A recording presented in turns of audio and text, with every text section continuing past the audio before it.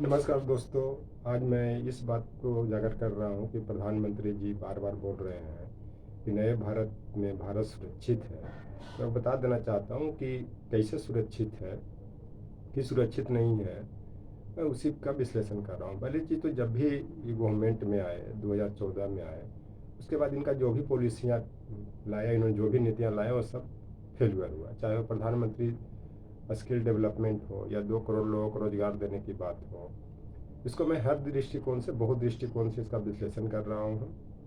दूसरी चीज़, जब इन्होंने 2016 में लॉकडाउन लगाया कि नक्सलवाद को ख़त्म करना, आतंकवाद को ख़त्म करना, कहाँ ख़त्म हुआ? उसके उसके प्रतिक्रिया में तो बहुत लोग गरीब मारे गए। उसके बाद सबका पैसा ख़त्म हो गया, भूखमरी के कगार पे आ गए, गरीबी रेखा से नीचे चले गए, इससे कुछ नहीं मिला। फिर जब इन्होंने जो 14 फरवरी 2019 में जो आपका जो जम्मू कश्मीर में जो पुलवामा में जो अटैक किया, जो फिदायीन अटैक किया, उसमें 40 से 45 जो सीआरपीएफ के जवान मारे गए, तो उसमें देखिए कितना निगेटिव हुआ। दूसरी चीज़, जब भी अटैक होता है या भारत में करवाता है, कुछ दिन पहले भी हुआ है, तो हाफिज सईद मसूद अजहर या सलाउद्दीन सभी पीओके में उपस्थित रहता है या कश्मीर में उपस्थित रहता है, क्योंकि प्रोत्साहित करने के लिए आतंकवादियों को या इस तरह के जो दर्दनाक जो आतंकवादी हैं उपस्थित है, तो ताकि प्रोत्साहन बढ़े, वो आगे बढ़े। लेकिन मोदी गवर्नमेंट कुछ नहीं कर पा रही। सिर्फ जब अटैक होता है या आक्रमण होता है तब हाफिज सईद मसूद अजहर सलाउद्दीन के नाम लेते हैं, और जब कभी कभी बम्बई अटैक का इशू उठता है 19 तो दाऊद इब्राहिम के नाम लेते हैं। इसके बाद ये भूल जाते हैं। तो आप देख सकते हैं कि आप इसको आप अपने खुद पर्यवेक्षण कर सकते हैं कि देश कितना सुरक्षित है, नहीं है।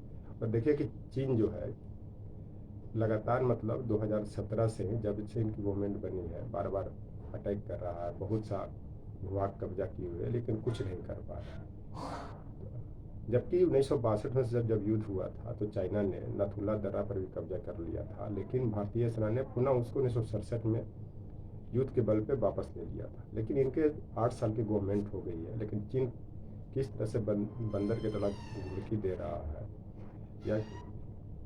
या फिर इसको बिरला भपकी दे रहा है, किस तरह से आगे बढ़ते जा रहा है, इसको रोक नहीं पा रही है गवर्नमेंट। और कोई एक्सप्रेस वे बनाने जा रहा है जो हो सकता है कि युद्ध का कारण बने, क्योंकि जब 1962 में भी युद्ध हुआ था तो इनके या क्या उसका आईजे क्या नाम था, 92 जो एक्सप्रेस वे बनाया था, जो भारत के जो सीमा के इर्द गिर्द आ रहा था, उसी में युद्ध हुआ था, 62 के युद्ध, जिसमें भारत पूरी तरह से तैयारी में नहीं था, इस जगह डिफीट हुई थी। फिर 1967 के युद्ध में भारतीय सेनाओं ने वो चाइना के सेना को डिफीट किया, हराया।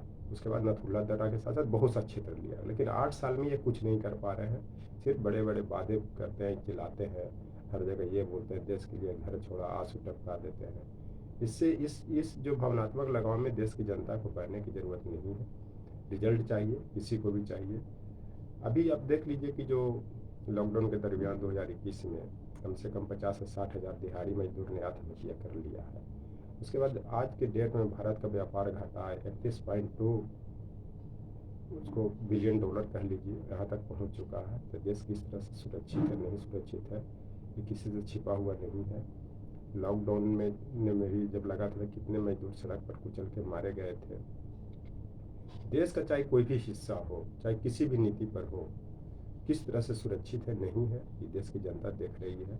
और जो प्रधानमंत्री की जो बाधाएं प्रधानमंत्री जो बाधाएं की हैं, या जो वादा किया है, वो कितना अमल हो रहा है, नहीं हो रहा है, किस छिपा हुआ नहीं है। क्या देश की जो राष्ट्रीय एकता अखंडता को किस तरह से चीन और पाकिस्तान चुनौती दे रहा है, किसी छिपा हुआ नहीं है। कि जो पाकिस्तान जो है कि हर सप्ताह में घुसपैठ करा रहा है पीओ की तरफ से, चाहे कहीं से भी। वहाँ के जो सेना है किस तरह से घुसपैठियों के अंदर करवाते हैं। ये जो बार बार जो बोलते हैं बालाकोट पर अटैक किया, अरे बालाकोट पर अटैक किया था, क्या मिला? हाफिज सईद तो नहीं मारा गया, मसूद अजहर तो नहीं मारा गया, सलाउद्दीन तो नहीं मारा, जबकि वो सब पीओके में ही रहता है और वो कश्मीर में भी इन करता है। इनको सब पता है, लेकिन ये खाली इशूज को उठाते हैं, इससे कुछ नहीं कर पाते कि देश की सुरक्षा पर क्या असर पड़ रहा है। सिर्फ सांप्रदायिक सौहार्द को खराब करो, चाहे दंगा फसाद हो, चाहे धर्म के नाम पर, चाहे मंदिर मस्जिद के नाम पर, चाहे और किसी तरह से, तो देश की सुरक्षा किस तरह से ये चुनौती बनी हुई है, जो चुनौती को भारत पाकिस्तान और चाइना प्रस्तुत कर रहा है, किसी से छिपा हुआ नहीं है। और ये आप आगे भी देख सकते हैं, ये सब जो चीज़ें हैं वो मोदी जी के नेतृत्व पर प्रश्न लगाता है, लीडरशिप पर प्रश्न लगाता है, इनके गवर्नमेंट पर प्रश्न लगाता है। और ख़ासकर देश की जो जनता है इस तरह के इशू से भयभीत भी होते हैं, क्या होगा नहीं होगा। अभी कुछ दिन पहले भी देखे कि अभी जम्मू में नित्य प्रतिदिन नागरिकों की हत्या हो रही है, सेनाओं की हत्या हो रही है, पुलिस की हत्या हो रही है, अभी कुछ नहीं हो पा रहा। 370 और 35 से जो आर्टिकल है वो हटाए हुए हैं, ये आपको 5 अगस्त 2019 में हटाया गया था, उसके बाद भी कुछ भी नहीं हो पा रहा है। उधर से चाइना आक्रमण कर रहा है, इधर से पाकिस्तान घेरे हुए है। कबीरदास के दोहा भी है, दो पाटन के चलती चक्की देख के दिया कबीरा रोए, दो पाटन के बीच में साबुत बचा न कोई। उधर से चाइना कुचल रहा है, इधर से पाकिस्तान कुचल रहा है। ये बड़े बड़े बात सिर्फ देश में रेडियो में भाषणें बोलते जा रहे हैं, क्योंकि इनका तो कुछ वैसा नॉलेज नहीं। जो लोग भी इनको तैयार करके दे देते हैं बोलने के लिए भाषण, वही बोलते हैं। चलो, इस देश को सुरक्षित करने की ज़रूरत है और सबको मिलजुल कर रहने की ज़रूरत है।